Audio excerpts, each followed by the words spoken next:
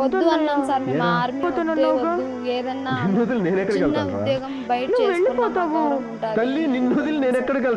మా మాటే వినలేదు సార్. మా తమ్ముడు రాఖీ కట్టే కోసే కానీ సంతోషంగా కట్టే చూడండి సార్. నా తమ్ముడు నాకు ఒక ధైర్యం చెప్తాండి సార్. ఆ ధైర్యం ఎవరు చెప్పారు సార్? చెప్పారు సార్. ఇంకా మాతో మర్చిపోయారు సార్.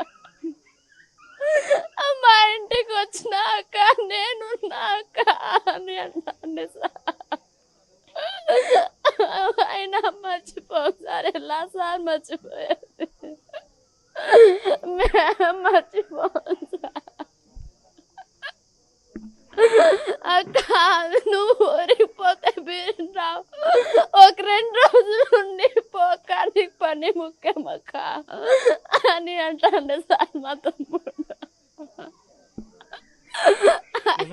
చదువులోను కానీ మీ కుటుంబ సభ్యులు ఫస్ట్ సార్ కుటుంబంలో అయినా మాకు మాట్లాడే విధానమైనా ఎంత గౌరవంగా మాట్లాడుతాడు సార్ మా తమ్ముడు. నా కొడుకు నా కూతురు కూడా మంచిగా చదివించక్క, నువ్వు కష్టపడినా పర్వాలే మంచిగా చదివించక్క అంటాడు సార్. ఇప్పుడు ఎవరు అంటారు సార్ మాకు?